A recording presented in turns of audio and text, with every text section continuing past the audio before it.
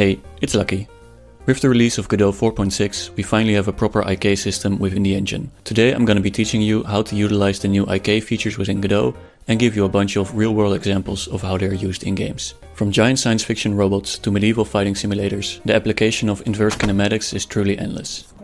Get that boy a duvet! Tuck that boy in, alright? First off, let's answer the question, what is inverse kinematics, or IK for short? IK is a mathematical process of calculating the rotation and position of a bunch of bones in a spine.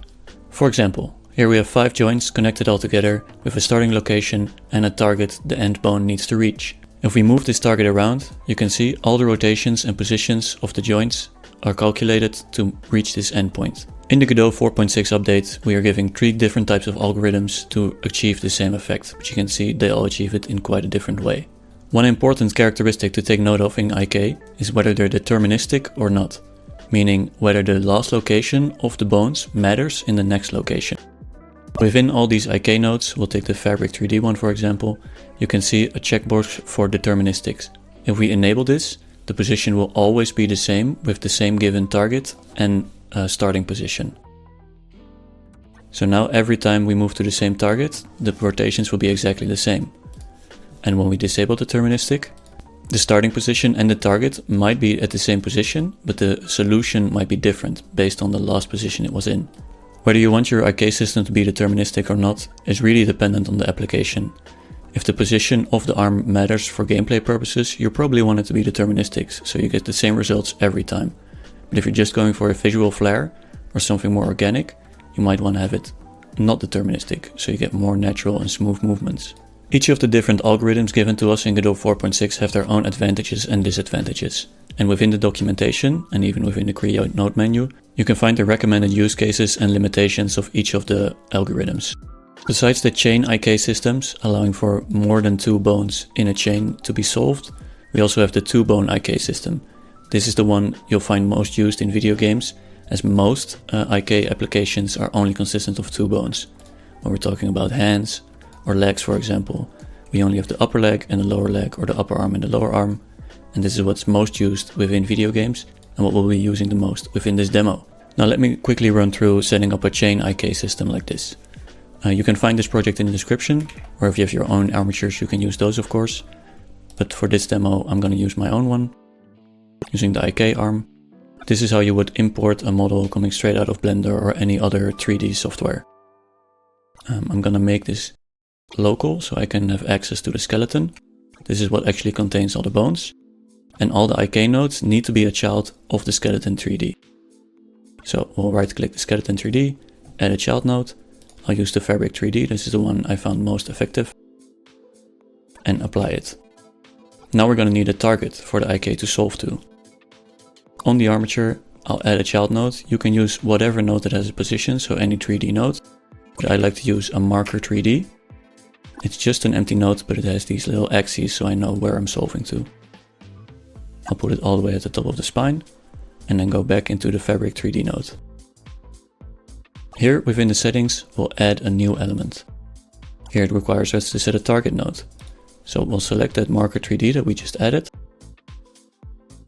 Then we'll select our root bone, meaning the starting bone, which will just be bone 0, and the end bone, which will be bone 5. And now as we move the marker around, you can see it solves to the marker. If you would like some more control over your spine, you can also add secondary markers.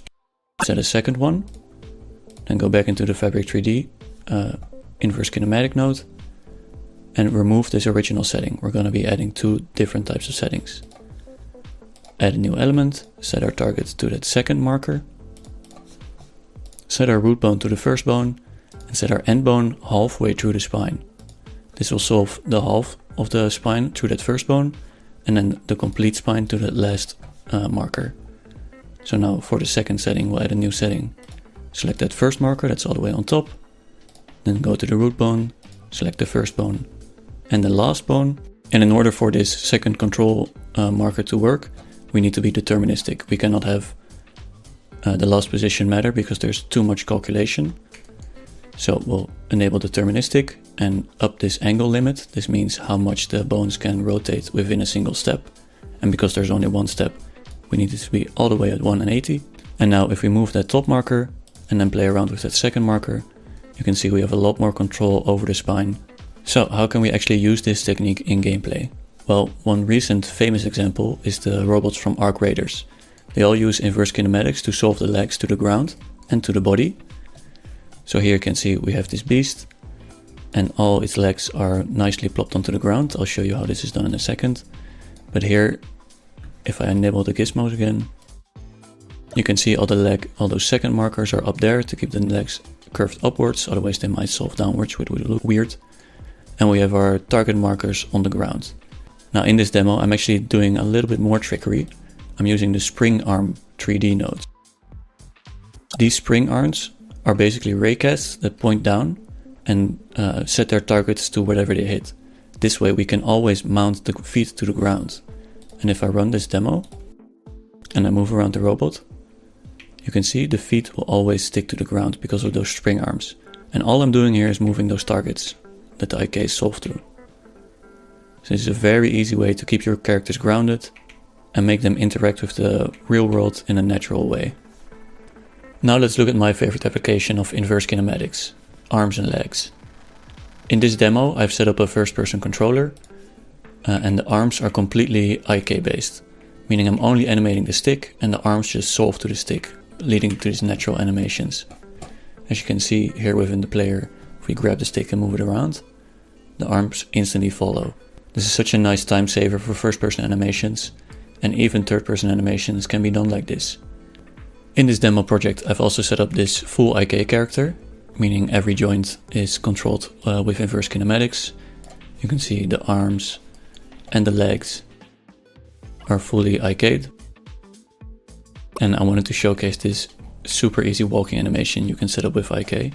If you just move one marker back for one leg and the other one to the front, and you grab both, you can do this with code of course, and you just rotate them, you get a walking animation, just because they solve like that. And even a walking backwards animation. How amazing is that? In this demo I've also set up a look at node. This is basically an IK solver for only one joint. So here I have the look at node and the character will always look towards this node.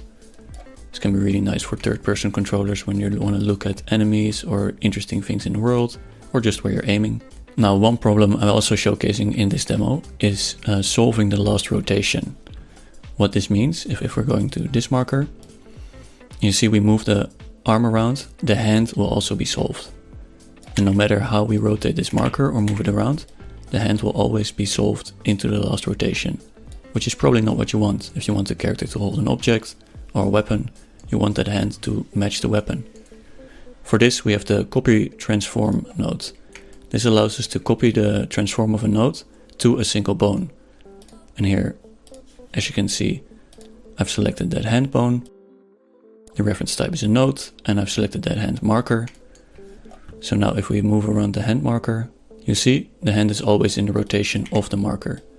This allows it to be matched to an object it's carrying or a weapon, or just for certain animations where the hand needs to be in a certain position, for example waving. Now while this system is impressive and allows for a lot of freedom with your characters, if you want to do animations with this you still have to animate them manually, just like you would in Blender. So there's no real use to having the system completely control the character. And that's where this last demo comes in, the animation demo. Here we have existing animations on the character. So we just grab this walking animation from Mixamo, and then we're mixing in inverse kinematics. So the right arm here is controlled by inverse kinematics while the player is walking. I've even set up a look at node for the spine. So her spinal bone right there is looking at this target node, allowing her to work sideways at an angle and even walk while looking up, allowing you to blend between animations and procedural data given to you by the game. So when you're aiming around, you can blend between the aiming position and the character position. And all these IK nodes and bone modified nodes have this parameter called influence. And this will basically say how much of the IK system to use and how much of the original animation. So you can see the right arm is now completely stuck in the air. But I can lower the influence. We can nicely blend in between the animation and our IK system. Now let me demonstrate how to set up a system like this real quick. It's very simple. We'll remove the arm IK and the body look at, and then we'll set them up again.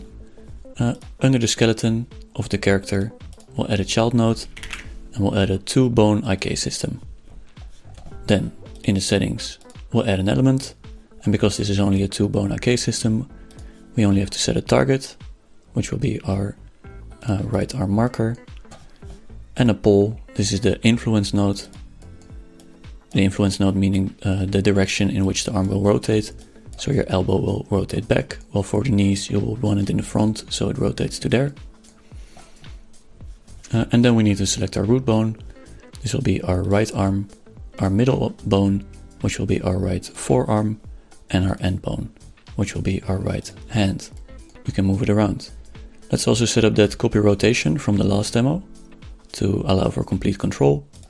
Again, in the skeleton 2D, add a child node. I'll search for the copy transform modifier under the bone constraints. In the settings, we'll add a new setting. We'll select the bone we want to modify, being the hand. What we want to modify it to. We don't want to modify it to another bone, though we could. We're modifying it to a node, and we'll assign that hand node. And as you can see, the marker is twisted. A little strange, but now it's fine. And you can see how that pole influences the IK system. And now let's run the animation, and we'll tune down the influence a little bit. You can see the position is still copied, but if we turn down the influence on this one as well, you can see how it matches up nicely with the animation. Now, one more node I'd like to showcase when using IKs, which you'll probably need a bunch, is the attach modifier. So if we go into the original spine that we created and we add a bone attach 3D, we can attach any node to an existing bone in an armature. So we'll select the third bone, and now any children of this attachment node will be mounted to that bone. This is useful when we're creating armor or heads or gear that need to be matched with the animation. Now the sky is truly the limit when working with IK systems, because I can even attach an entire IK system to another IK system. So we use that bone attach node, and I just copied the original IK arm into that attach node, and now I have an IK system solving off another IK system. So when I start moving around this marker, the whole other IK system will also solve. And if we put this marker into a local space, you can see both these IK systems solve completely, and you can create ginormous, intricate IK systems within Godot. And that's all I wanted to teach you today about inverse kinematics in Godot. If you learned something in this tutorial, please like the video and subscribe to the channel. It helps out a bunch, and I'll see you guys in the next one. Bye!